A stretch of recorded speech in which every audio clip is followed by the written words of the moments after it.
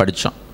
மறுபடியும் இன்றைக்கும் அந்த யாக்கோப்பினுடைய வாழ்க்கையிலிருந்து நாம் என்ன கற்றுக்கொள்ள போகிறோம்?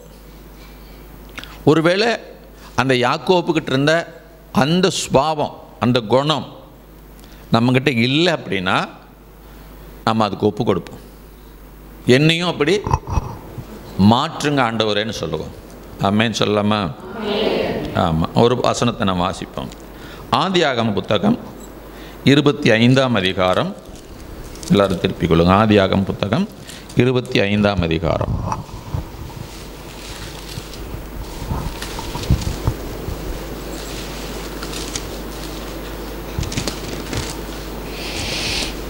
இருபத்தி 29வது வசனத்திலிருந்து 34வது வசனம் வரைக்கும் ஒருத்தர் வேகமாக வாசிச்சிருங்க. ஒரு நாள் ஏசா வெளியே இருந்து களைத்து வந்தபோது யாக்கோபு கூழ் சமைத்து கொண்டிருந்தான். அப்பொழுது ஏசா யாக்கோபை நோக்கி, அந்த சிவப்பான கூழிலே நான் சாப்பிட கொஞ்சம் தா, இளைத்திருக்கிறேன் என்றான். இதனாலே அவனுக்கு ஏதோம் என்கிற பேர் உண்டாயிற்று. அப்பொழுது யாக்கோபு, உன் சேஷ்ட புத்திர பாகத்தை இன்று எனக்கு விற்றுப்போடு என்றான். அதற்கு ஏசா, இதோ நான் சாக போகிறேனே, இந்த சேஷ்டபுத்திர பாகம் எனக்கு என்னத்திற்கு என்றான். அப்பொழுது யாக்கோபு, இன்று எனக்கு ஆணையிட்டு கொடு என்றான். அவன் யாக்கோபுக்கு ஆணையிட்டு தன் சேஷ்டபுத்திர பாகத்தை அவனுக்கு விற்று போட்டான். அப்பொழுது யாக்கோபு ஏசாவுக்கு அப்பத்தையும் பயிற்றங்கூழையும் கொடுத்தான். அவன் புசித்து குடித்து எழுந்திருந்து போய்விட்டான். இப்படி ஏசா தன் சேஷ்டபுத்திர பாகத்தை அலட்சியம் பண்ணினான். சேஷ்டபுத்திர பாகம் அப்படின்னா தெரியுமா? ஒரு தகப்பனுக்கு 3 பிள்ளை பிறக்குன்னு வச்சுக்கோங்களேன். 3 பிள்ளை பிறக்கும்போது இவன் மூத்தவன், இவங்க 2 பேரும் இளையவர்கள். இப்போ பங்கு அப்பா என்ன பண்ணணும்? 4 பங்கு போடணும். 4 பங்கு போட்டு மூத்தவனுக்கு கூடுதலாக ஒரு பங்கு, மீதி 2 பேருக்கு ஆளுக்கு ஒரு பங்கு. இப்படி கூடுதலாக கொடுக்குற பங்குக்கு தான் பேர் என்ன? சேஷ்ட புத்திர பாகம். மேலோட்டமாக நம்ம பார்க்கும்போது யாக்கோப்பு எதற்கு ஆசைப்பட்டான்? இன்னொரு பங்கு சொத்து எனக்கு வேணும், சொத்துக்கு ஆசைப்பட்டான். ஏசா அந்த சொத்து என்னடா பெருசு, என்னுடைய இப்போ உயிர் முக்கியம், நான் களைச்சு போய் உயிர் போகிற நிலைமையில நான் இருக்கேன். ஆகவே அந்த சேஷ்டபுத்திர பாகத்தில் வர ஒரு பங்கு சொத்து தானே வேணும். நீ என்ன பண்ணு? வச்சுக்கோ, அந்த வித்துறேன் வச்சுக்கோ, நீ எனக்கு என்ன கொடு? கொஞ்சம் கூழ் கொடு. அந்த கூழை வாங்கி குடிச்சிட்டு பச்சை பயிர் வாங்கி குடிச்சு சாப்பிட்டுட்டு ஐயா என்ன பண்ணிட்டாருங்க? எழுந்து போயிட்டார்.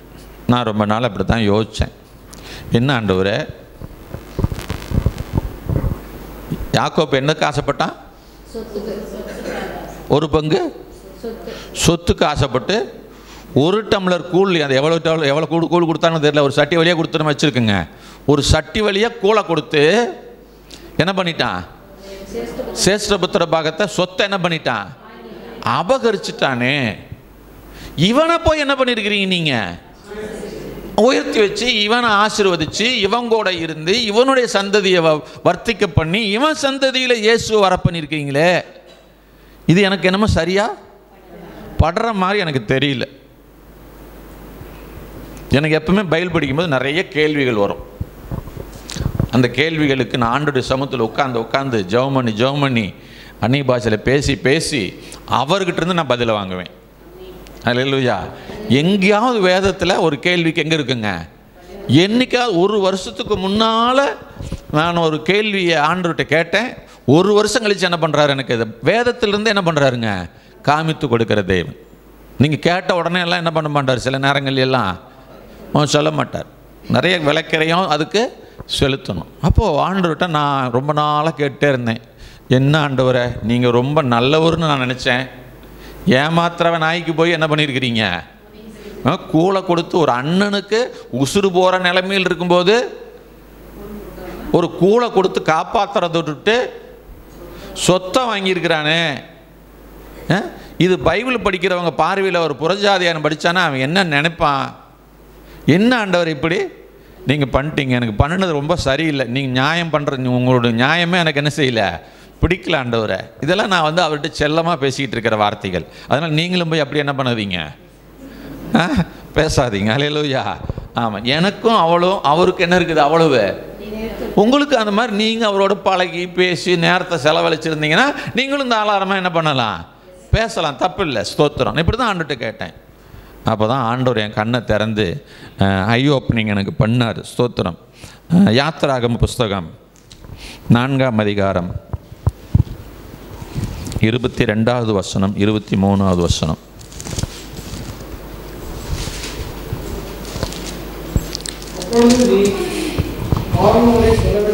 சொல்ல வேண்டியது என்னவென்றால், இஸ்ரவேல் என்னுடைய குமாரன், இஸ்ரவேல் என்னுடைய குமாரன், என் சேஷ்டபுத்திரன், என் சேஷ்டபுத்திரன், எனக்கு ஆராதனை செய்யும்படி, எனக்கு ஆராதனை செய்யும்படி என் குமாரனை அனுப்பிவிடு என்று கட்டளையிடுகிறேன், குமாரனை அனுப்பிவிடு என்று கட்டளையிடுகிறேன். அவனை விடமாட்டேன் என்பாயாகில் நான் உன்னுடைய குமாரனை. 22 23 இங்கே ஆண்டவர் ஒரு கூட்டு ஜனத்தை பார்த்து சொல்றாரு. எகிப்தின் அடிமைத்தனத்துக்குள் இருக்கிற ஒரு கூட்ட ஜனம், ஆபிரகாமுடைய வம்சத்தை பார்த்து பேசுறார். என்ன பேசுறாரு? இந்த ஒரு கூட்டம் என்னுடைய குமாரன், இவன் என்னுடைய சேஷ்டபுத்திரன். யாரை சொல்றாருங்க? இஸ்ரவேல் ஜனங்களை. எங்க இருக்கிற ஜனங்களை? எகிப்தினுடைய அடிமைத்தனத்தில் இருக்கிற ஜனங்களை. இந்த ஜனங்க யாரு? பிரித்தெடுக்கப்பட்ட ஜனம். அல்லேலூயா. என்ன ஜனம்? உலகத்துல எத்தனையோ நாடுகள்ல அந்த நாட்கள்லையும் ஜனங்க வாழ்ந்துகிட்டு இருந்தாங்க. ஆபிரகாம் உயிரோடு இருக்கிற நாட்கள்லையும் ஏராளமான பேர் என்ன செஞ்சாங்க? அந்த பூமியில வாழ்ந்துகிட்டு இருந்தாங்க. ஆனா ஆண்டவர் ஒரு கூட்டத்தை மட்டும் என்ன பண்றாருங்க? தனக்கு என்று பிரித்தெடுக்கிறார். அப்படி பிரித்தெடுக்கப்பட்டவனுக்கு தான் பேர் என்ன? சேஷ்ட புத்திரன். அவன் என்ன செய்ய வேண்டும்? ஆராதனை செய்ய அவனை விடு. என்ன செய்ய வேண்டும்? அவன் வேறு பிரிக்கப்பட்டவன், என்னால் தெரிந்து கொள்ளப்பட்டவன், எனக்கு ஆராதனை செய்யும்படி அழைக்கப்பட்டவன். அல்லேலூயா. அப்போ ஆண்டவர் சொன்னாரு, அட கோமட்ட 2 பங்கு சொத்து மட்டும் இல்லை, எவனுக்கு சேஷ்டபுத்திரம் இருக்குதோ அவன் பிரித்தெடுக்கப்பட்டவன், அவன் ஆராதனைக்குரியவன், அவன் ஆராதனைக்குரியவன், சாரி மன்னிக்கணும், அவன் ஆராதனை செய்கிறவன், அவன் என்னை கனம் பண்ணுகிற உரிமையை பெற்றவன், அவன் தனித்து வாழக்கூடியவன், பிரித்தெடுக்கப்பட்டவன், இந்த உலகத்தோடு கலந்து வாழுகிறவன் அல்ல. அல்லேலூயா. இப்ப யாக்கோப்பு எதை விரும்பினான்? அந்த சேஷ்டபுத்திர பாகத்துக்குள் இருக்கிற 2 பங்க விரும்பல, அந்த சேஷ்டபுத்திர பாகத்தில் இருக்கிற பிரித்தெடுக்கப்பட்ட ஒரு வாழ்க்கையை அவன் விரும்பினான். அல்லேலூயா. இஸ்ரவேல் ஜனங்களுக்கு சொல்லும் போதுதான் அது எனக்கு விளங்குச்சு. அப்போ ஒரு சேஷ்டபுத்திரன் என்று சொன்னால் அவன் பிரித்தெடுக்கப்பட்டவன், தேவனால் ஸ்பெஷலா கவனிக்கப்படுகிறவன், தேவனால் ஸ்பெஷலா ஆசீர்வதிக்கப்படுகிறவன், அந்த ஆசீர்வாதத்தை பெற்ற அவன் ஸ்பெஷலா கர்த்தரை ஆராதிக்கிறவன். அல்லேலூயா. அதை அவன் விரும்பினான்டா. என்னை ஆராதிக்கிற உரிமையை அவன் பெற்றுக்கொண்டான். எனக்காக பிரித்தெடுக்கப்பட்ட ஒரு வாழ்க்கை வாழ்வதற்காக அவன் விரும்பினான். ஆகவே அவனை நான் ஆசீர்வதித்தேன். ஏசாவோ 2 பங்கு சொத்து அல்ல, அந்த சேஷ்டபுத்திர பாகத்தில் இருக்கிற பிரித்தெடுக்கப்பட்ட வாழ்க்கையையும், எனக்காக நேரத்தை செலவழித்து என்னை ஆராதிக்கிற வாழ்க்கையும் அவன் அசட்டை பண்ணினான். விளங்குதா? இப்போ எதுக்காக அவன் அசட்டை பண்ணினான்? ஒரு கப்பு கூழுக்காக. எதை அசட்டை பண்ணினான்? தேவனிடத்தில் வருகிற பாக்கியத்தை, தேவனால் பிரித்தெடுக்கப்பட்ட ஒரு வாழ்க்கை வாழுகிறான அந்த வாழ்க்கையின் அனுபவங்களை, தேவனுக்கு ஸ்பெஷலா இருக்கக்கூடிய அந்த தகுதியை அவன் என்ன செய்தான்? அசட்டை பண்ணினான். எதற்காக? கூழுக்காக. அந்த கூழ் குடிக்கலன்னா உயிர் போயிருமா? கொஞ்சம் யோசிச்சு பாருங்க. என்னதான் வேலை செஞ்சுட்டு வரட்டும்,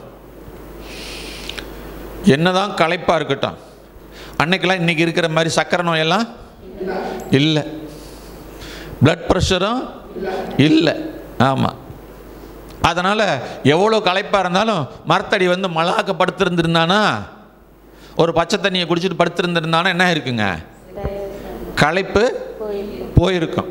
ஆனால் அவனுடைய குறி, அவனுடைய நோக்கம், அவனுடைய எதிர்பார்ப்பு, அன்னையினுடைய தேவை. இன்னைக்கு என்ன எனக்கு வேணும், நாளைக்கு பற்றி எனக்கு என்ன கிடையாது, கவலை கிடையாது. தேவன் எனக்கு என்ன வைத்திருக்கிறார் என்பதை குறித்து எனக்கு கவலை இல்லை. எனக்கு என் கண்களினால, என் உணர்வினால எனக்கு என்ன தோணுதோ அதை நான் என்ன பண்ணுவேன்? செய்வேன். இப்படி நிறைய பேர் என்ன செஞ்சிருக்காங்க தெரியுமா? கிறிஸ்துவ வாழ்க்கையிலேயே தான் எதற்காக ரட்சிக்கப்பட்டோம், எதற்காக அழைக்கப்பட்டோம், எதற்காக அபிஷேகம் பண்ணப்பட்டோம் என்பதையே மறந்து வாழுகிற கிறிஸ்தவர்கள் அநேகர் உண்டு. நிறைய ஊழியம் செய்வாங்க, பைபிள் தூக்குவாங்க, சர்ச்சுக்கு வருவாங்க, பைபிளெல்லாம் படிப்பாங்க, எல்லாமே நல்லா செய்வாங்க. ஆனால் அவங்க வாழ்க்கையில் என்ன இருக்குது, என்ன இருக்காது தெரியுமா? நான் எதற்காக பிரித்தெடுக்கப்பட்டவன், நான் எதற்காக அழைக்கப்பட்டவன், நான் எதற்காக அபிஷேகம் பண்ணப்பட்டிருக்கிறேன், கர்த்தர் என்னை எதற்காக தெரிந்து கொண்டார். கள்ளுப்பழத்தில் எத்தனையோ பேர் இருக்கிறாங்க. தாராளமாக சபைக்கு வரணும் அப்படிங்கிற தடையில்லாத சூழ்நிலை ஏராளமான பேருக்கு இருக்குது. ஆனால் ஒரு அம்மாவை ஆண்டவர் தொட்டிருக்கிறார். அவங்க எவ்வளோ தடைகளுக்கு மத்தியில் வர்றாங்க, வெளியே போய் சொல்லிடாதீங்க. எவ்வளவோ நெருக்கங்கள், ஆனால் கர்த்தரை நேசிக்கிறாங்க. கர்த்தர் எனக்கு வேணும், எந்த சூழ்நிலையிலும் கடவுள் எனக்கு வேணும். உங்களை மாதிரி எல்லாம் அவங்களால ஃப்ரீயாக என்ன பண்ண முடியாதுங்க, வர முடியாது. நமக்கு எல்லா சுதந்திரமும் இருக்குது, ஆனால் நம்மளால என்ன பண்ண முடியல? சொல்லுங்க, வெக்கப்படாம சொல்லுங்க, வர முடியல. எங்க கடவுளை நம்ம எங்க கனம் பண்றோம்? ஏதோ ஒன்றுக்காக நம்ம என்ன செய்து கொண்டிருக்கிறோம்? கடவுளை அழைப்ப, தரிசனத்தை விட்டுக்கிட்டு இருக்கிறோம்.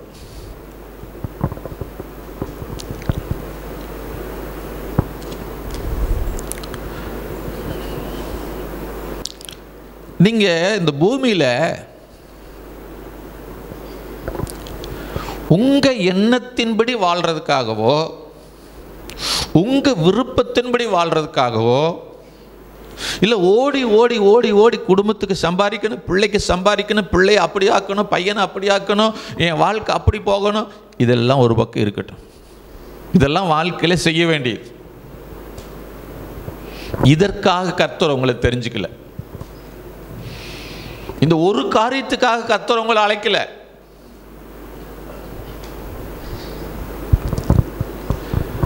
நீயும் ஆண்டவரும் என்ன ரிலேஷன்ஷிப்பில் இருக்கீங்க, அந்த உறவில் எவ்வளோ நேரம் இருக்கீங்க, அதுக்காக என்ன தியாகத்தை நீங்க பண்றீங்க, அதுதான் கர்த்தர் உங்ககிட்ட எதிர்பார்க்கிற காரியம். ஹல்லேலூயா. ஒவ்வொரு நாளும் கர்த்தர் உங்களோட பேச விரும்புகிறார். ஒவ்வொரு நாளும் கர்த்தர் உங்களோட தனிப்பட்ட விதத்தில் உறவாட விரும்புகிறார்.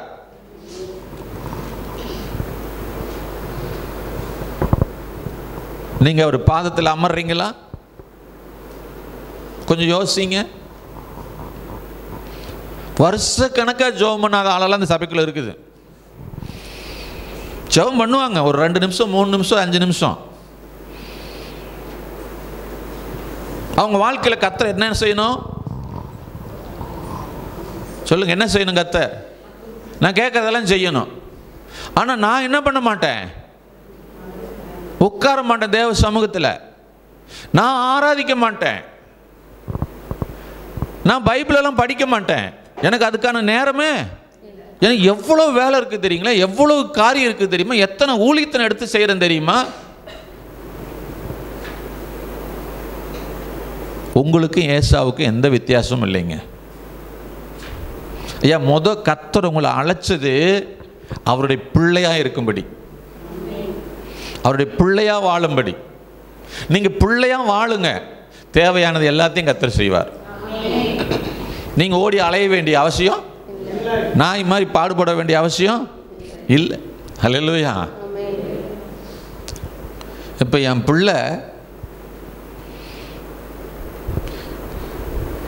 பிள்ளையா இருக்கிற வரைக்கும் என்னுடையது எல்லாம் அவளுடையது.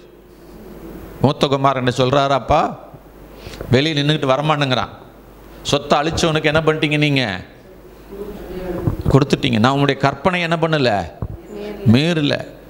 நான் உனக்கு பிரியமாக வாழ்ந்தேன், எனக்கு ஒரு ஆட்டுக்குட்டியை கூட நீங்கள் என்ன செய்யலை, கொடுக்கல. அப்போ சொல்கிறாரு, என்னுடையதெல்லாம் உன்னுடையது, நீ எடுத்துக்க மகனே, நீ எடுத்துக்காம என்ன குறை சொல்கிறதுல ஒரு பிரயோஜனமும் இல்லை. அப்போ நீங்கள் உறவுக்குள்ளே வந்தீங்கன்னா கிடைக்க வேண்டியதெல்லாம் தானாக கிடைக்குங்க. ஹல்லேலூயா. நீங்கள் அந்த ஆராதனை இந்த சர்ச்சுக்கு வர்றதுதான் ஆராதனை நான் சொல்ல வரல. தேவ சமூகத்தில் உங்களுக்கு நேரம் கிடைக்கும் போது உட்கார்ந்து கர்த்தரை ஆராதிக்கிறீங்களே, அந்த ஆராதனை உங்களை உயரத்துக்கு கொண்டு போகும். நம்முடைய ஆண்டவர் சாதாரண ஆண்டவர் இல்லைங்க. நீங்கள் பைபிளை படிக்கும்போது யோசிச்சு பார்த்தீங்கன்னா, உங்கள் 4 தலைமுறைக்கு பேர் யாராவது தெரிஞ்சவங்க சொல்லுங்கள். உங்கள் வம்சத்தில் 4 தலைமுறைக்கு முன்னால் இருந்தவங்க பேர் எனக்கு சொல்லுங்கள். யாருக்குமே தெரியாதா? அரசு பிரதர் உங்களுக்கும் தெரியாதா? அசோக் பிரதர் தெரியாது. 4 தலைமுறைக்கு முன்னால் யார் இருந்தாங்கன்னு நமக்கு தெரியல. வேதத்தை வாசிங்க. மோசே கிட்ட சொல்றாரு, ஆதாமுடைய வம்ச வரலாறு அப்படியே அவனுக்கு அவன் பிறந்தான், பேரு அவன் எத்தனை வருஷம் வாழ்ந்தான், எப்போ செத்தான், எப்படி செத்தான், எத்தனை ஆயிரம் வருஷங்களுக்கு பிற்பாடு மோசேக்கு அதை என்ன பண்ணுறாருங்க, ஒரு கிளிப்பிள்ளைக்கு சொல்லி கொடுக்குற மாதிரி அழகாக சொல்லி கொடுத்து இந்த வேத புஸ்தகத்தை என்ன பண்ணி வச்சிருக்கிறாருங்க, நமக்கு எழுதி கொடுத்துருக்கிறாருன்னா அவர் எவ்வளோ பெரிய ஞானம் உள்ள தேவன். ஹல்லேலூயா.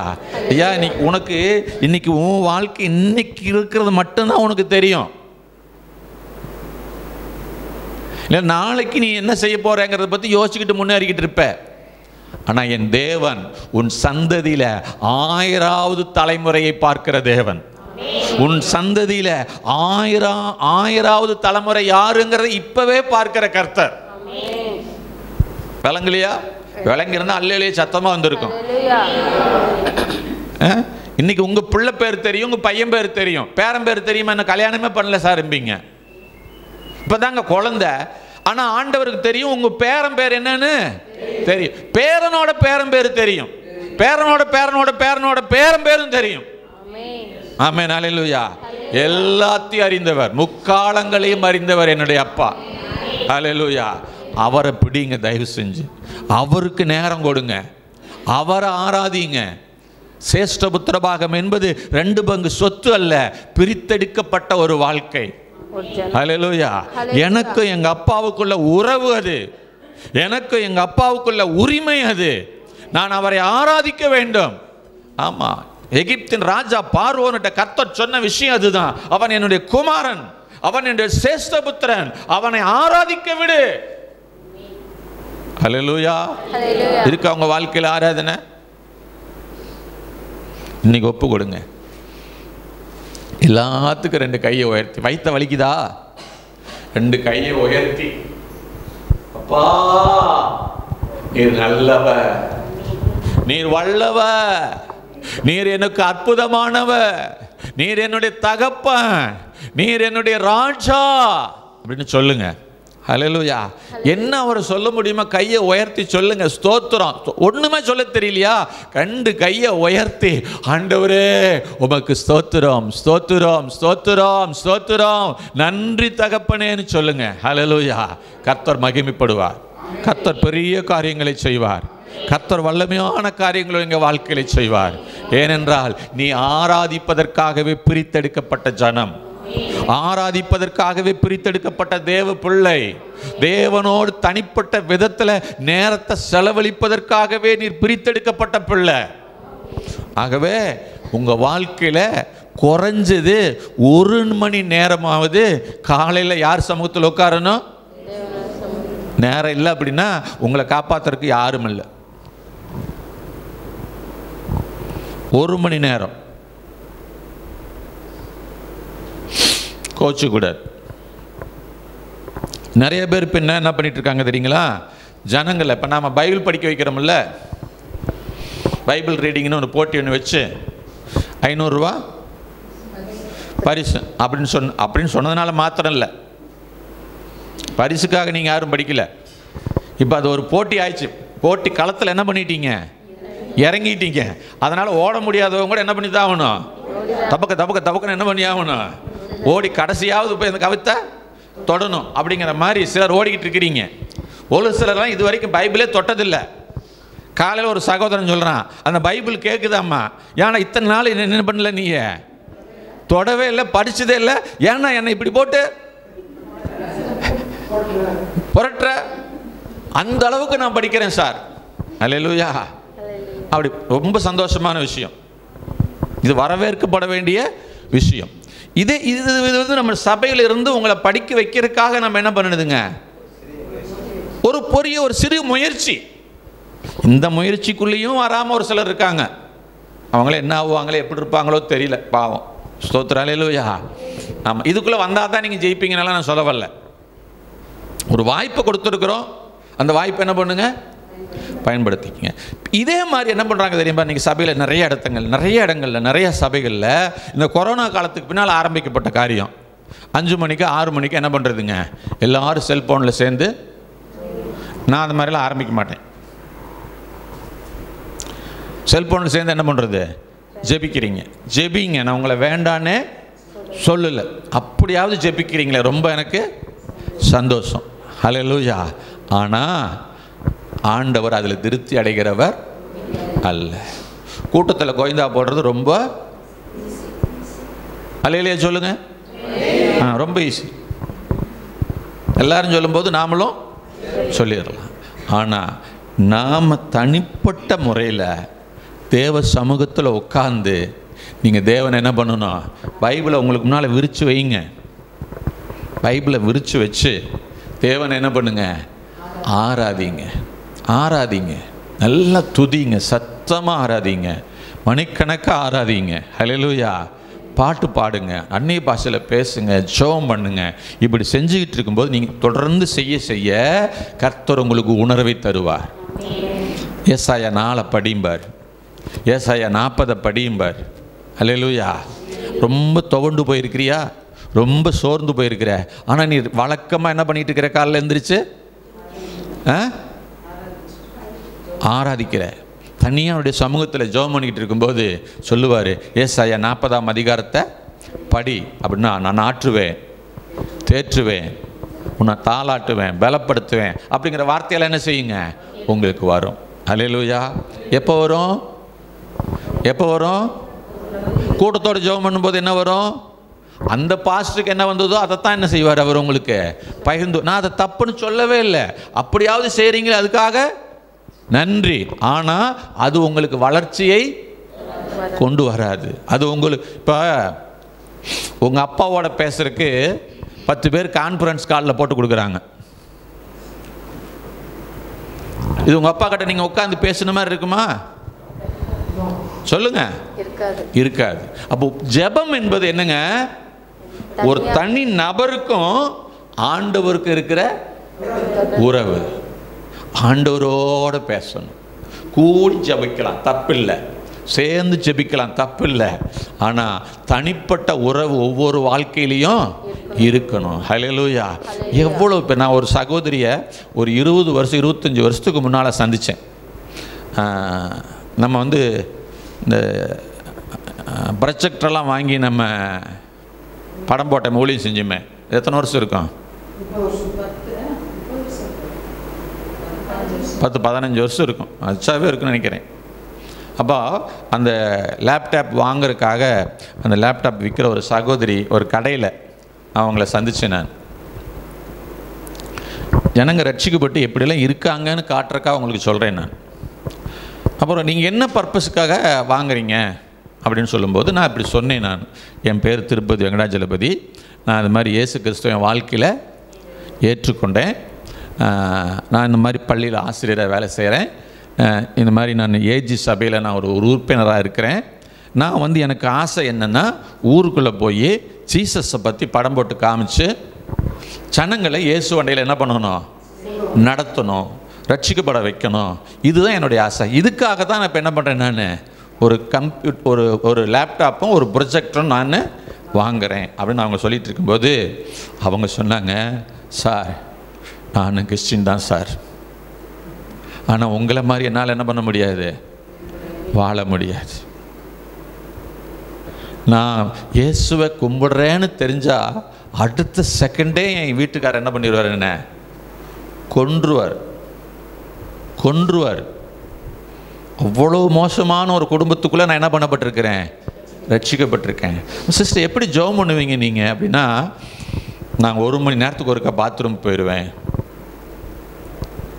அந்த பாத்ரூமுக்குள்ளே உட்காந்து தான் என்ன பண்ணுவேன், ஜெபம் பண்ணுவேன். பாத்ரூமுக்குள்ளே நான் குளிக்க போனேன்னா 1 மணி நேரம் ஆயிரம் குளிச்சுட்டு வர்றதுக்கு. அவங்க நினச்சிட்டு இருப்பாங்க நான் குளிச்சுக்கிட்டு இருக்கிறேன்னு சொல்லி திட்டுவாங்க. 1 மணி நேரமாக குளிக்கிறியாம்பாங்க. ஆனால் நாங்கள் என்ன பண்ணிகிட்டு இருப்பாங்க, பைப்பு திறந்து விட்டுட்டு நான் ஜெபம் பண்ணுவேன். என் ஜெபத்தை கேட்டு ஆண்டவர் எனக்கு எத்தனையோ அற்புதங்களை செஞ்சுருக்கிறார் சார், நீங்களாம் பாக்கியவான்கள். ஆனால் நான் இந்த மாதிரி நிலைமையில ஜெபம் பண்ணிகிட்ருக்கிறேன். கர்த்தர் என்னுடைய குடும்பத்தை என்ன பண்ணணும், ரட்சிக்கணும்னு ஜெபம் பண்ணுங்க நாங்கள். ஹல்லேலூயா. இப்போ சமீபத்தில் போய் நான் விசாரித்தேன், அவங்க பெங்களூரில் போய் செட்டில் ஆகிட்டாங்களாம். ஹல்லேலூயா. பாருங்கள், கிறிஸ்தவள்னு தெரிஞ்சால் என்ன பண்ணிடுவாங்களாம், கொன்றுவாங்க.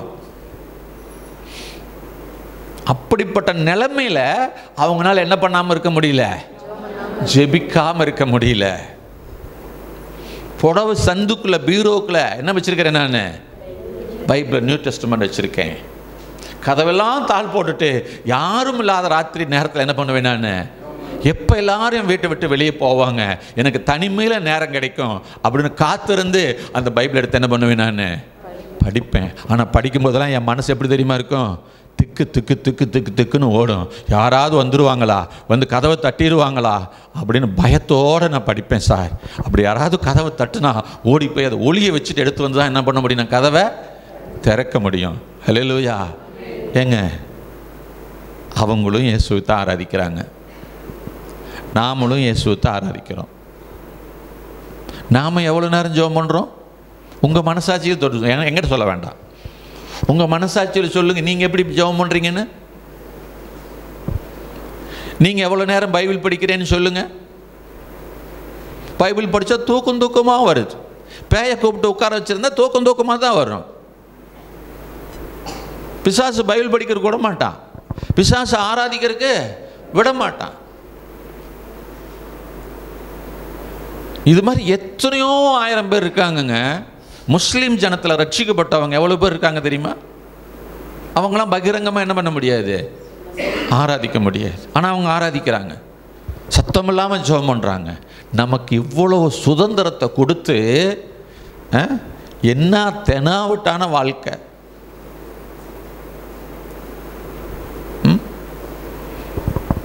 அதுக்கு மீறி கேட்டால் நான் ஜெபம் பண்ணுறது எனக்கு தெரியும், என் ஆண்டவருக்கு. யாரை ஏமாத்திருக்கு இந்த வார்த்தையெல்லாம் சொல்லிட்டு வந்துருக்கிறது? ஆண்டவர் என்ன அவ்வளோ இழிச்சு வாயினா? ஆண்டவரே ஏமாத்துறது. ரொம்ப ஜாக்கிரதைங்க. ஏற்கனவே சொல்லிட்டேன், கிறிஸ்துவ வாழ்க்கை என்பது கத்தி மேலே நடக்கிற வாழ்க்கை. ஜாக்கிரதையாக நடக்கலைன்னா உங்கள் காலை தான் பதம் பார்க்கும். நல்லா நடந்தீங்கன்னா தாண்டி தாளாரமாக போகலாம். ஹல்லேலூயா. இடுக்கமான வாசல் வழியாக போகணும். விசாலமான வாசல் வழியாக போகிறவங்க உலகத்தில் ஏராளமான பேர் இருக்காங்க. மனசுக்கு தோணுன மாதிரியெல்லாம் வாழ்ந்துக்கிட்டு, மனசுக்கு தோணுன மாதிரியெல்லாம் செஞ்சுக்கிட்டு, மனசுக்கு தோன்றுற மாதிரியெல்லாம் வாழ்க்கை வாழ்ந்துக்கிட்டு எப்படினாலும் வாழலாம். இல்லை,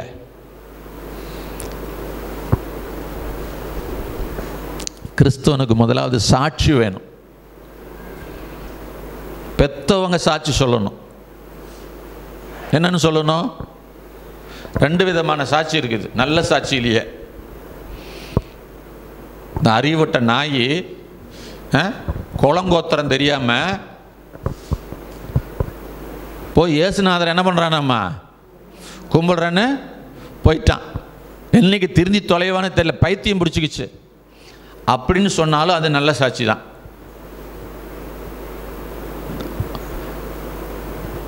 என்னமோங்க என் பையன் எங்கள் சாதி சனத்தையெல்லாம் விட்டுட்டு வேற ஒரு சாமியை கும்பிடுறான், பரவாயில்லைங்க, நல்லா இருக்கிறானுங்க, எப்போ பார்த்தாலும் என்ன பண்ணிக்கிட்டு இருக்கிறான், ஜெபம் பண்ணிக்கிட்டு இருக்கிறானுங்க, பைபிள் படிச்சுக்கிட்டு இருக்கிறானுங்க.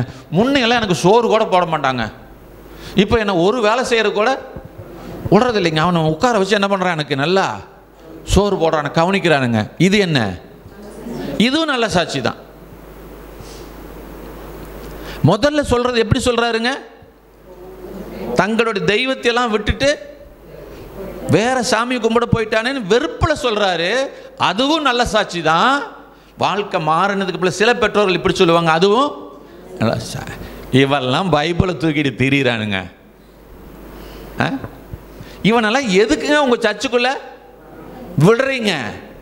இப்படியும் சாட்சி கேட்டிருக்கிறேன் நான்.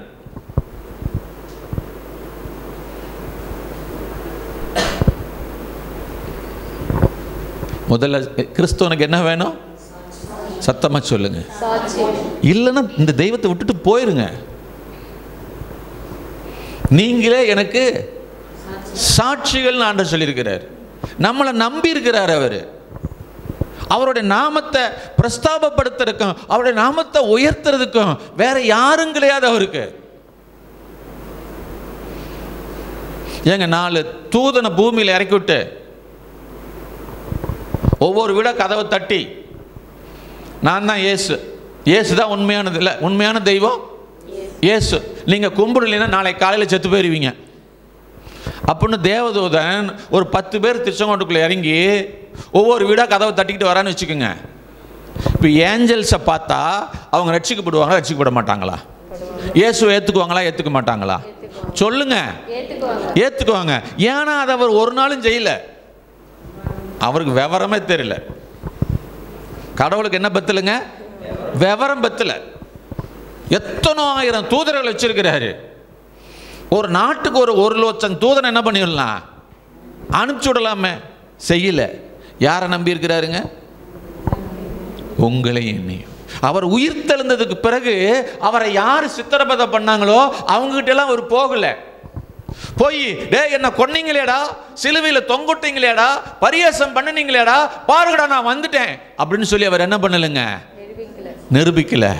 யார்கிட்ட நிரூபிக்க சொன்னாருங்க? அவரை நம்புகிற பிள்ளைகளுக்கு, அவரை தேடுகிற பிள்ளைகளுக்கிட்ட.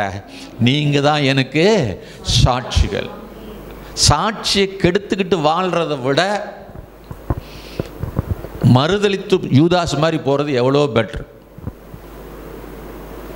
தயவு செஞ்சு உங்க சாட்சியை காத்துக்கொள்ளுங்க. இப்போ இன்னைக்கு ஒரு உபதேசம் வேற வந்துருச்சு.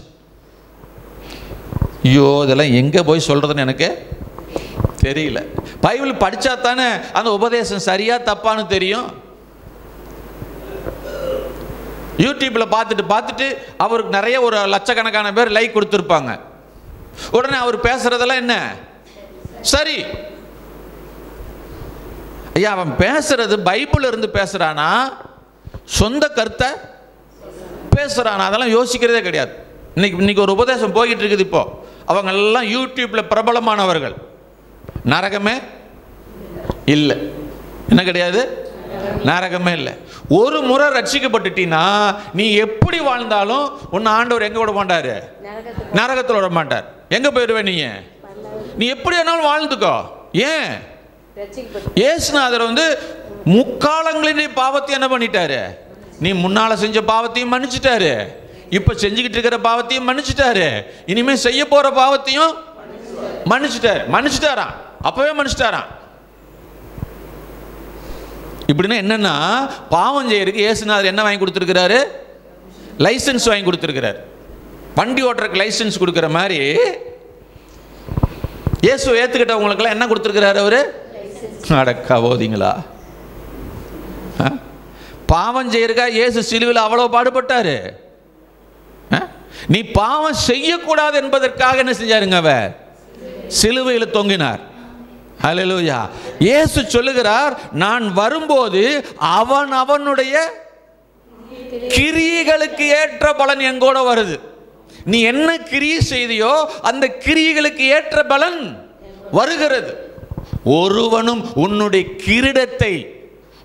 கிரீடத்தை எடுக்காதபடி நீ கவனமாய் வாழ என்று சொல்லி வேதத்தில் என்ன செய்யற? நம்ம வெளிப்படுத்தின விசேஷத்தில் என்னைக்காவது படிச்சிருந்தா தெரியும். நம்ம தான் தூசு தட்டி ஞாயிற்றுக்கிழமை அது பைபிள் கூட எடுக்கிறது இல்லை. இப்போ எல்லாம் டிஜிட்டல் பைபிள் வந்துருச்சு. நீங்கள் டிஜிட்டலில் படிங்க, நான் வேண்டான்னு சொல்ல, எதில் வேணாலும் படிங்க, உணர்ந்து படிங்க. கர்த்தர் உங்களோட என்ன பண்ணணும்? பேசணும். ஹல்லேலூயா. உங்கள் குடும்ப சாட்சியாக இருக்கணும். உங்கள் பக்கத்தில் இருக்கிறவங்க சொல்லணும், ஐயோ இந்த குடும்பம் மாதிரி, ஐயோ இந்த ஆள் மாதிரி, இந்த அம்மா மாதிரி, ஐயோ நான் உலகத்தில் தேடினாலும்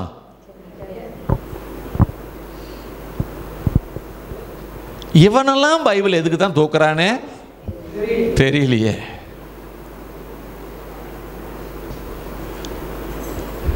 நியாய தீர்ப்பில் தப்பிக்க முடியாது. ஆமாம், நல்லா கவனிங்க. முக்காலத்தின் பாவத்தையும்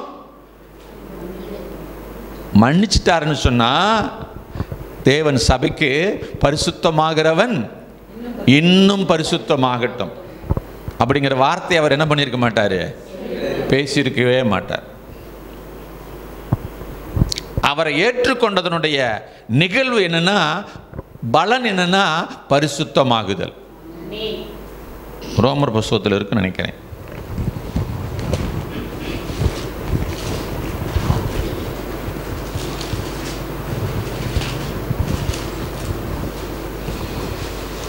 முடிவோ நித்திய ஜீவன் வரும்.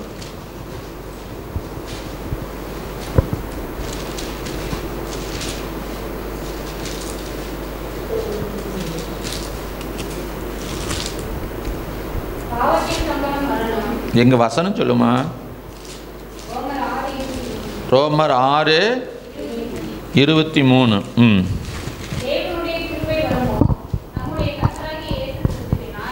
இல்லை அதுக்கு மேல் வசனம் 22வது வசனத்தை வாசிங்க. இப்பொழுது நீங்கள் பாவத்திலிருந்து என்ன பண்ணப்பட்டிருக்கிறீங்க? சொல்லுங்க, என்ன பண்ணப்பட்டிருக்கிறீங்க? இந்த கவோதிங்க பிரசங்கிக்கிறது என்ன? முக்காலத்தின் பாவத்தை ஆண்டவர் என்ன பண்ணிட்டாரு? மன்னிச்சிட்டார். ஆமா, மன்னிச்சிட்டாரு. மன்னிச்சிட்டாருன்னா நீ என்ன பண்ணிருக்கணும்? பாவத்திலிருந்து என்ன பண்ணிருக்கணும்? விடுதலையாயிருக்கணும். பாவம் ஆளக்கூடியது. நல்லா தயவு செஞ்சு புரிஞ்சுக்குங்க. பாவம் என்ன செய்யும்? ஆட்டி படைக்கக்கூடியது. ஆனா அதிலிருந்து ஆண்டவர் உங்களை என்ன பண்ணிருக்கிறாருங்க? விடுதலை ஆக்கி இருக்கிறார். இப்பொழுது நீங்கள் பாவத்தில் நின்று விடுதலை ஆக்கப்பட்டு தேவனுக்கு அடிமைகளானதினால், சத்தமா சொல்லுங்கம்மா, நீங்க யாருக்கு அடிமை? தேவனுக்கு. யாருக்கு அடிமை? தேவனுக்கு. உங்க இஷ்டத்துக்கு நீங்க என்ன பண்ண முடியாது? உபதேசத்தை மாற்ற முடியாது. கண்ட உபதேசத்துல எல்லாம் நீங்க வாழ முடியாது. நீங்க தேவனுக்கு அடிமை. அடிமை எஜமான் என்ன சொல்றாரோ அதன்படிதான் நீங்க வாழணும். எஜமான் மகா பரிசுத்தர். அவர் சொல்றார், நீங்க எனக்கு ஏற்ற பரிசுத்தத்தோடு இந்த பூமியில வாழுங்கள். அவர் ஒருபோதும் நீ செய்யற பாவத்தை எல்லாம் செய்யுப்பா, கடைசியில நான் உனக்கு என்ன பண்ணிடுறேன்? கடைசி நாள் உனக்கு என்ன பண்ணுவேன்? நான் டிக்கெட் கிழிச்சு நீ இந்த டிக்கெட் வச்சுட்டு எங்க போயிடலாம்? ஏமாந்து போயிடாதீங்க. பக்க வழியாய் நுழைந்து சபையை சீரழித்து, ஜனங்களை சீரழித்து தம் பக்கமாக இழுத்து கொள்ளுகிற அநேக கூட்டங்கள் இன்றைக்கி என்ன செஞ்சுருக்குதுங்க? எழும்பி இருக்கிறது. அதனால் நம்ம தயவு செஞ்சு நீங்கள் யூடியூப்பை பார்க்காம இருக்கிறதே நல்லது. அப்படி பார்க்கணும்னா யார் மெசேஜை கேட்கணும்னு என்கிட்ட வந்து கேளுங்க, சொல்கிறேன் நான். உங்கள் பக்தி என்ன ஆகும்? விருத்தி அடையும், உங்களுடைய வாழ்வு வளரும், பரிசுத்தத்தில் என்ன பண்ணுவீங்க? நீங்கள் வளருவீங்க. ஹல்லேலூயா. வாசிங்க தொடர்ந்து.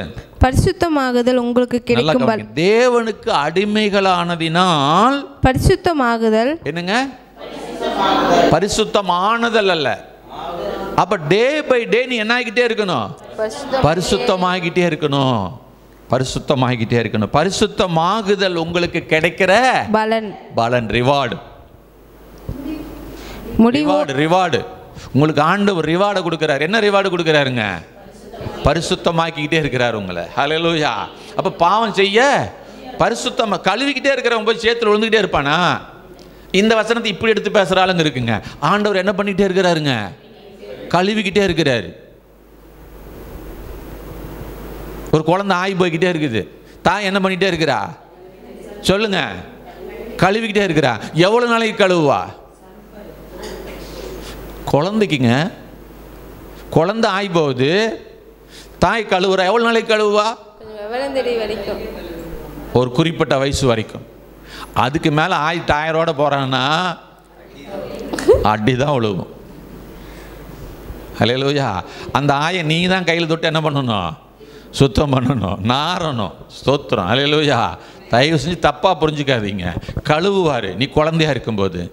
அப்புறம் பரிசுத்தத்தின் மேல் பரிசுத்தம், பரிசுத்தத்தின் மேல் பரிசுத்தம், பரிசுத்தத்தின் மேல் பரிசுத்தம். ஹல்லேலூயா. ஆமாம், உன்னை பரிசுத்தத்தின் மேல் பரிசுத்தமாக்கி உன்னை பரிசுத்தனா பார்க்கறது தான் ஆண்டவருடைய ஆசை. அதன் முடிவில் தான் எங்கே கொண்டு போய் நிறுத்துறாருன்னு? நித்திய ஜீவனில் கொண்டு போய் நிறுத்துகிறார். ஹல்லேலூயா, ஹல்லேலூயா. அதனால் தயவு செஞ்சு நான் உங்களுக்கு சொல்கிறேன், இந்த யாக்கோப்பை போல நான் யாக்கோப்பை தப்பாக புரிஞ்சுக்கிட்டு இருந்தேன். பண ஆசை உள்ளவன்னு புரிஞ்சேன், சொத்தை பிடுங்குறவன் நினச்சேன். ஆனால் இல்லை, அவனுக்கு ஆசை என்ன இருந்துச்சுங்க? நான் பிரித்தெடுக்கப்பட்ட ஜனமாய் வாழணும். ஏற்கனவே அவனுக்கு வெளிப்பாடு வந்திருக்கும் நான் நினைக்கிறேன். அவங்க அம்மா சொல்லியிருப்பாங்க. ஏன்னா அவங்க அம்மா ஜெபிக்கிற தாய். ஹல்லேலூயா. ஒரு குடும்பத்தில் தாயும் தகப்பனும் நல்லா ஜெபிக்கிறவங்களா இருந்தாங்கன்னா அந்த பிள்ளை என்ன பண்ணும்? ஆண்டவருடைய வழியில் தானா நடக்கும். ஆமென். எங்கே போனாலும் ஆண்டவர் என்ன பண்ண மாட்டாருங்க? விடவே மாட்டார். உங்கள் பிள்ளைகளை நீங்கள் பணம் காசு சம்பாரிச்சு வைங்க, நான் வேண்டான்னு சொல்லலை. அதே நேரத்தில் புண்ணியத்தை சம்பாரிச்சு வைங்க. ஹல்லேலூயா. செபிங்க. நீங்கள் ஆராதிக்கிறத செபிக்கிறத என்ன பண்ணணும்? உங்கள் பிள்ளைங்க பார்க்கணும். ஆமாம், நம்மளே ஜெபம் பண்ணுறதில்ல. ஜெபம் பண்ணியா இன்னைக்கு? அப்போ நீ ஜெபம் பண்ணியா? திருப்பி அதுங்களுக்கு கேட்கும். இன்றைக்கெல்லாம் அவ்வளோ விவரமாக வந்துருச்சுங்க. ஆமாம், இல்லைன்னா அப்புறமேல் பேசும். ஆமாம், பெரியவர் யோக்கியதராட்ட பேசிகிட்டு இருக்கிறார். இவரே ஜெபம் பண்ணுறதில்ல. இவர் என்ன பண்ணுறாரு? என்ன ஜெபம் பண்ண சொல்கிறார்? கவனிங்க. உங்கள் பிள்ளைகளுடைய வாழ்க்கையை வீணடிச்சிடாதீங்க. உங்களுடைய சந்ததி நீங்கள் ஜெபிக்கிற ஜெபத்தினாலும் நீங்கள் ஆராதிக்கிற ஆராதனைனாலும் அவங்க ஆசீர்வதிக்கப்படுவார்கள். அவங்களுக்கு நீங்கள் முன்மாதிரியாக இருங்க. உங்கள் ஜெப வாழ்க்கையில் முன்மாதிரியாக இருங்க. வேதம் வாசிக்கிறதுல முன்மாதிரியாக இருங்க. ஊழியம் செய்கிறதுல முன்மாதிரியாக இருங்க. கர்த்தரை தேடுகிறதுல முன்மாதிரியாக இருங்க. கர்த்தர் உங்கள் சந்ததியை உயர்த்துவார். ஹல்லேலூயா. ஆமாம், நீங்கள் பாடுபட்டு கஷ்டப்பட்டு சம்பாதிக்கிறதெல்லாம் அவன் அழிக்காமல் பாதுகாப்பான். கர்த்தருக்கு பிரியமாக மாத்திரம் நீங்கள் உங்கள் வாழ்க்கையை நடத்துங்க. கர்த்தர் ரொம்ப ரொம்ப நல்லவர். ஹல்லேலூயா. அவர் மாதிரி நம்ம மேலே கரிசனையோ அக்கறையோ உள்ளவங்க இந்த உலகத்தில் யாருமே கிடையாதுங்க. உங்கள் பெத்த தகப்பன் தாய் கூட உங்களை அப்படி நேசிக்க முடியாதுங்க. அந்த அளவுக்கு கர்த்தர் உங்களை என்ன பண்ணுறாருங்க? நேசிக்கிறாருங்க. அந்த அளவுக்கு உங்கள் வாழ்க்கையை உயர்த்துறதுக்கு அவர் அவ்வளோ ஆசையாக இருக்கிறாருங்க. ஹல்லேலூயா. இஸ்ரவேல் ஜனங்க கானான்லேருந்து புறப்பட்டு வரும்போது அவரை பயங்கரமாக சங்கடப்படுத்துவாங்க. ஆமாம், அவ்வளோ வேதனையை ஆண்டவருக்கு உண்டாக்குவாங்க. ஆனாலும் ஆண்டவர் தன்னுடைய வார்த்தையை என்ன செய்யவே இல்லை? விட்டுவிடவே இல்லை. அவர் சொன்ன வார்த்தை என்ன பண்ணாருங்க? நிறைவேற்றினார். அல்லேலூயா. ஒரு வார்த்தை கூட என்ன பண்ணலைங்க, விழுந்து போகவே இல்லை. இந்த வேதத்தில் உனக்கென்று சொல்லி கர்த்தர் தனித்துவமாய் உங்களோட என்ன பேசுகிறாரோ தயவு செஞ்சு புரிஞ்சுக்குங்க. உங்களோட பேசணும். அப்படி பேசுகிற ஒரு வார்த்தை கூட சும்மா பூமியில் விழாது. அது உன் வாழ்க்கையில் ஆசீர்வாதத்தை கொண்டு வரும். வேற எங்கேயும் ஆசீர்வாதத்தை தேடாத, கர்த்தரிடத்தில் தேடு, கர்த்தர் கொடுப்பார். ஆசீர்வாதத்துக்காக கூழுக்காக ஆண்டவர் என்ன செஞ்சிடாத, விட்டுறாத. ஆண்டவர் இந்த கூழுக்காக நீ உன் ரட்சிப்பை என்ன செஞ்சிடாத, இழந்துடாத. உன் கிரீடத்தை வேறொருவன் பறிப்பதற்கு என்ன செஞ்சிடாத, விட்டு கொடுத்துடாத. கர்த்தர் உன்னை உயர்த்துவார். கர்த்தர் உன்னை வாளாக்காமல் தலையாக்குவார். கர்த்தர் நீ போகையிலும் ஆசீர்வதிப்பார், வருகையிலும் ஆசீர்வதிப்பார். ஹல்லேலூயா. நீ பட்டணத்திலும் ஆசீர்வதிக்கப்பட்டிருப்பாய், வெளியிலும் ஆசீர்வதிக்கப்பட்டிருப்பாய். உன் இரும்பு தாழ்பால்களை முறித்து வெண்கல கதவுகளை உடைத்து அந்தகாரத்தின் மறைவிடத்தில் இருக்கிற பொக்கிஷங்களை கர்த்தர் என்ன செய்வாருங்க, உங்களுக்கு தருவார். ஆமென். ஹல்லேலூயா. ஒரே ஒரு வசனத்தை நான் வாசித்து நான் ஜெபத்துக்குள் நடத்த விரும்புகிறேன். படிக்கும்போது நான் அழுதேன். ஆமாம், நீங்கள் அழுவீங்களான்னு எனக்கு தெரியல. பைபிள் படிக்கும்போது அழுதுவங்க யாராவது இருக்கீங்களா? கஷ்டத்தை நினச்சி இல்லை, பைபிளுக்குள்ள சமாச்சாரத்தை நினச்சி அழுதுவங்க யாராவது இருக்கீங்களா? இல்லை. அழணும், கண்ணீர் விழணும், அங்கே தேவ அன்பை பார்க்கணும். நான் இன்றைக்கி ஒரு வசனத்தை காமிச்சு கொடுக்குறேன். இந்த வசனத்தெல்லாம் பார்க்கும்போது நல்லா தொடர்ந்து படிக்கவே முடியல, நிப்பாட்டிட்டேன். ஆண்டவரே, என்ன இந்த அளவு நேசிக்கிறீங்களா? ஹல்லேலூயா. தேவனிடத்தில் என்ன கிடையாதுங்க, பட்சபாதமே கிடையாது. நியாயப்பிரமாணத்தை காலத்தில் வாழ்ந்த அந்த இஸ்ரவேல் ஜனங்களை எப்படி நேசிச்சாரோ அப்படியே கிருபையின் காலத்தில் வாழ்ற என்னையும் அவர் என்ன பண்றாருங்க, நேசிக்கிறார். உபாகமம் புஸ்தகம் 7ஆம் அதிகாரத்தை வாசிங்க. உபாகமம் புஸ்தகம் 7ஆம் அதிகாரத்தை எழுப்புங்க தயவு செஞ்சு. ஃபர்ஸ்ட்ல இருந்து படிக்கிறேன்.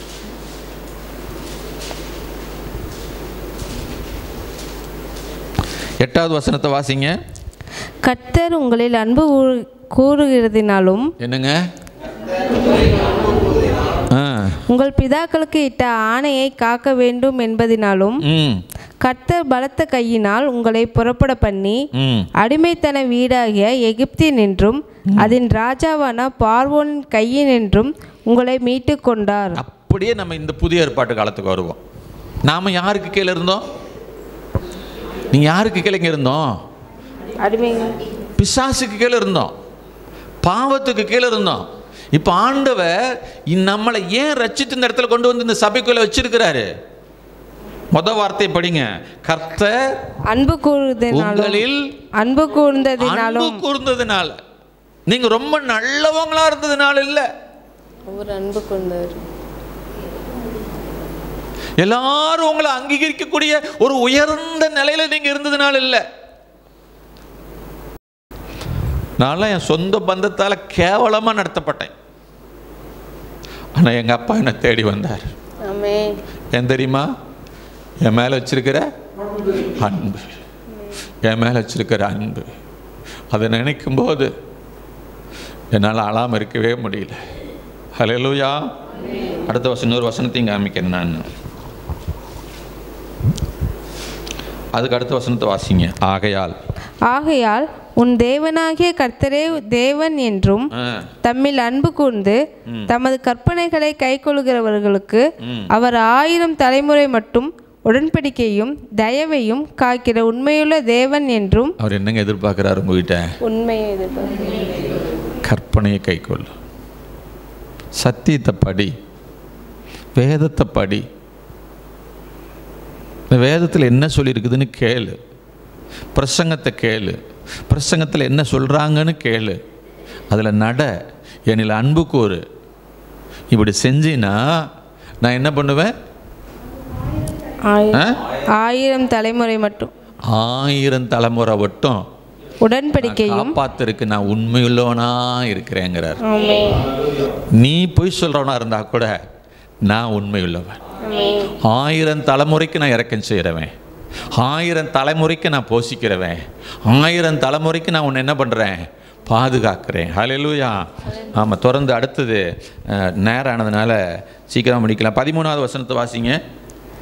உன்மேல் அன்பு வைத்து உன்னை ஆசீர்வதித்து, உன்மேல் அன்பு வைத்து சொல்லுங்க, சொல்லுங்க, உண்மை ஆசீர்வதி. உன்னை எதுக்கு ஆசீர்வதிக்கிறாரு? எதுக்குங்க ஆசீர்வதிக்கிறாரு? அன்பு என் மேலே அன்பு வச்சதுனால ஆசீர்வதிக்கிறாருங்க. என் மேலே அன்பு வச்சதுனால என் மேலே ஆசீர்வதிக்கிறாருங்க. அடுத்த வசனம் வாசிங்க. உனக்கு கொடுப்பேன் என்று இல்லைம்மா, அடுத்த 14வது வசனம். சகல ஜனங்களை பார்க்கிலும் சகல ஜனங்களை பார்க்கிலும் நீ ஆசீர்வதிக்கப்பட்டிருப்பாய். போதுமா? எப்படி ஆசீர்வதிக்கப்பட்டிருப்ப? எல்லா ஜனங்களும் ஜனம்னா சகல ஜனம்னா என்ன? எல்லா நாடுகளை பார்க்கிலும், எல்லா மனிதர்களை பார்க்கிலும் நீ எப்படிப்பட்டிருப்ப? இன்னைக்கும் அந்த வார்த்தையை கர்த்தர் இஸ்ரவேல் ஜனங்களுக்கு நிறைவேற்றி கொண்டிருக்கிறார். ஒரு சின்ன குட்டியூண்டு நாடு தான், அந்த நாடு எல்லா விதத்திலும் என்ன பண்ணப்பட்டிருக்குதுங்க? ஆசீர்வதிக்கப்பட்டிருக்கிறது. ஹல்லேலூயா. உன்னையும் கர்த்தர் இந்த பட்டணத்தில் நீ வாழுகிற இடத்துல உன்னை ஆசீர்வதிக்கிறதுக்கு உன் மேலே எப்படி இருக்கிறாரு? அன்பா இருக்கிறார். அவர் உங்கள்கிட்ட எதிர்பார்க்கறது என்ன? உன்னுடைய அன்பு. அன்பு நீ அவரை நேசிக்கணும். திரும்ப முழு இருதயத்தோடும், முழு பலத்தோடும், முழு சிந்தையோடு நீ என்ன பண்ணணும்? அன்பு கோரணும். ஆமென். கண்களை மூடி நம்ம ஜெபம் பண்ணுவோம். ஹல்லேலூயா. அவரை மாதிரி நல்லவர், அவரை மாதிரி வல்லவர், அவரை மாதிரி நேசிக்கிறவர் இந்த பூமியில் கிடையவே கிடையாது, கிடையவே கிடையாது. ஹல்லேலூயா. எத்தனையோ நன்மைகளை நான் அவர்கிட்ட வாழ்க்கையில் பெற்றிருக்கிறேன். நான் அனுபவித்து சொல்கிறேன்.